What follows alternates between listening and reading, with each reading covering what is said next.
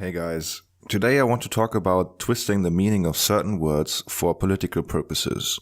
If you haven't guessed from previous videos, the prevailing method from these alt-right figures is deceit. And it's no different with today's topic, which is a certain word. A word that the alt-right or other far-right figures just love to use. Revisionism. Holocaust revisionists. Which revisionists like myself do. Holocaust revisionist organization. Revisionists. Holocaust revisionists. Now, what does revisionism mean, and why would the alt-right have an interest in using it? It sounds very scientific and gives the person using it the look of someone who knows what they're talking about. The context you hear this word in, at least from the far right, is usually the Holocaust, as in Holocaust revisionism. Now, is Holocaust revisionism necessarily a bad thing? Quite the contrary, actually. But let's look at the definition first.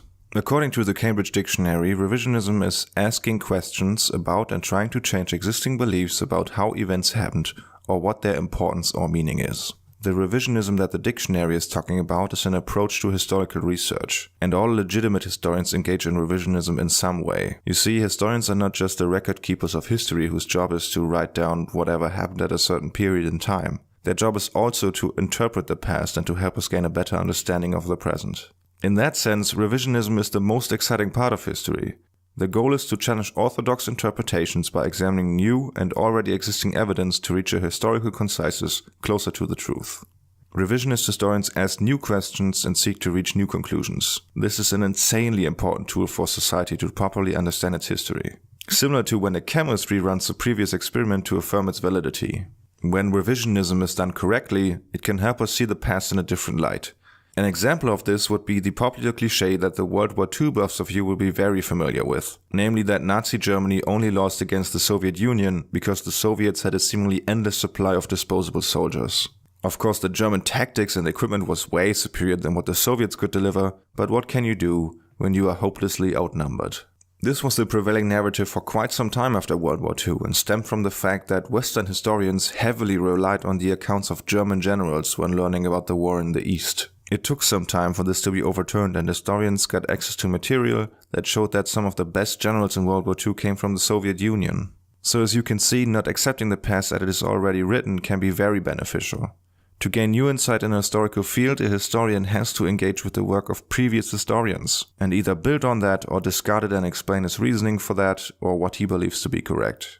Now, what has this to do with the alt-right? Well, they know that revisionism is a genuine historical practice, so they try to hijack the term to make their version of history seem just as legitimate as what real historians offer. What drives the nail through their usage of the word, though, is that all revisionism is based on certain undisputable facts, and this might become clearer when I give you an example. I think it's safe to say that a big motivator for the appeasement policy towards Hitler prior to World War II was the carnage caused by World War I. France and Britain were still recovering from the previous conflict that churned up millions of their citizens and a large part of their wealth. This, among other factors, is why they were so lenient towards Hitler instead of turning down his demands and threatening him with force. Now, what revisionism in this context might look like is if a historian would go back to examine the evidence for this claim and together with some new evidence come to the conclusion that the reason for Britain's and France's tame attitude is a different one. For instance, that they felt bad for the measures imposed on Germany after World War I and wanted to make up for that. Then this claim would be reviewed by other historians and so on until a new conclusion is reached or the previous one is affirmed. What a revisionist historian would not do is claim that World War I actually did not happen and disregard all evidence for its existence. Someone like this might come out and claim World War I is in reality just a conspiracy by Britain and France to excuse their bad policy towards Hitler. And of course, Germany is also in on it because they would have an excuse to explain the rise of fascism in their country. Now, I'm not saying a lot of people didn't die during 1914 and 1918, but those were actually just caused by the Spanish flu. It says right here on the Wikipedia page that the flu killed about 50 to 100 million people. And all those trenches, of course, they also exist, but those were dug by soldiers to combat the huge flood that occurred in 1916. In this picture you can see how civilians and soldiers set up sandbags against the flood, and if you pay close attention to how their surrounding looks, it seems very similar to what those conspirators claim the, air quotes, battlefields of World War I look like. But in reality, of course, this damage was all caused by water. Now naturally all of this is a bunch of nonsense, but this is exactly the way Holocaust deniers construct their narrative. They use the term revisionism for this to keep up the facade of a group whose only objective is to pursue the truth. Simultaneously, the goal is to undermine the audience's trust in orthodox historians and ultimately to buy into the narrative of a Jewish conspiracy. The alt-right, when using the term revisionism, is not engaging in historical research. For them, it's an ideological exercise. Even the definition shows how their usage of the word is misleading, if you recall. Asking questions about and trying to change existing beliefs about how events happened or what their importance or meaning is. Not claiming those events didn't happen if they did happen. They have no other choice to deny the Holocaust, because if they would really reinterpret the meaning of the Holocaust, they would expose themselves as Nazi apologists. And this also extends to the claim I often get under my videos about Holocaust denial. Holocaust deniers view the term denier as a derogatory term that is supposed to shut down the conversation, and the hostility they get when spouting their nonsense affirms their views in a lot of cases. For them, it's a where is smoke there is fire kind of thing. The truth doesn't fear investigation, so if the Holocaust happened, why can't you question it? Well, you absolutely can. You can have all kinds of different opinions on the Holocaust. For instance, under Holocaust scholars, there's still a big debate going on between intentionalists who believe the Nazis intended to murder all Jews in their field of influence right from the start, and functionalists who believe there wasn't a real blueprint for the Holocaust, but the Nazis did it because they maneuvered themselves into a blind alley. And neither of these two groups is penalized for their views, because they don't act like irrational ideologues who deny every shred of evidence that goes against their narrative. That is why I never use the term revisionist when talking about people who are clearly deniers, in the sense that they deny historical reality agreed upon by research. If you deny X, you shouldn't be surprised if the people surrounding you call you an X denier. Even the most famous denier of them all, David Irving, said, "I'm a gas chamber denier. I'm a denier that they killed hundreds of thousands of people in gas chambers, yes." To stay in our previous analogy, this would be similar to a person claiming there was no artillery in World War I or something like that.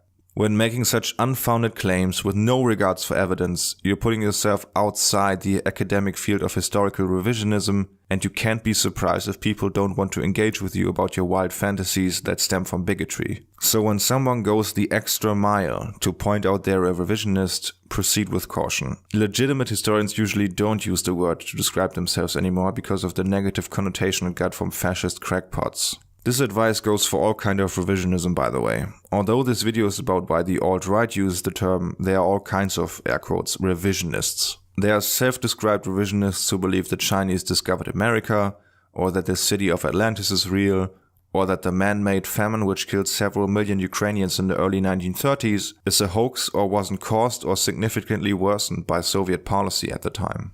Sadly, history tends to get heavily politicized, so this is just something we have to live with. Thanks for watching, everyone. I apologize if this one was a bit dry for your taste, but I'm still trying to get a feel of you as an audience, so don't shy away from leaving a comment about what you like to see or don't like to see. Besides that, I should have mentioned this earlier, but when you try to gain historical knowledge, which you really shouldn't from YouTube by the way, always make sure you know who you are listening to, and this absolutely includes me. I'm currently reading a book in which the historian, when citing other people, always explains how they align politically. Watch out for this sort of stuff. Besides that, although my focus in regards to Holocaust denial currently lies on the alt-right, this stuff is also found in other extremist circles. For instance, it is also very common for Islamists, and I probably will make a video about this in some time, but we'll see. Also, I'm currently thinking about setting up a Patreon account for this channel. Now, before your eyes slide down to the current subscriber count and you start laughing, hear me out. I'm fully aware of the fact that at this stage, I might get about $3 a month if I'm lucky, that is. It's not just that though. Doing what I do on this channel, I don't want to be reliant on YouTube for 1 second, really. I fully expect to get mass flagged and demonetized once this channel grows a bit and is considered for monetization in the first place. Case in point would be a YouTuber called Miles Power, who debunks all kinds of stuff on his channel. Recently he announced to debunk the most popular arguments of Holocaust deniers and has now stopped after his second video on the subject. Not only is the topic really depressing for him and deniers won't change their minds anyway, but his first video that he ever did on the subject got flagged for hate speech. So it would be great to worry about that stuff a bit less when deciding on future topics. Besides that, it would be a cool opportunity to engage with you guys a bit more and doing live streams or Patreon only content or other rewards. I'm still a bit of a newcomer to all of this, so feel free to tell me what you think. Now, if you stayed around to hear me ramble on, I once again thank you for watching, and if you like, subscribe and follow me on Twitter. Until next time, have a good one.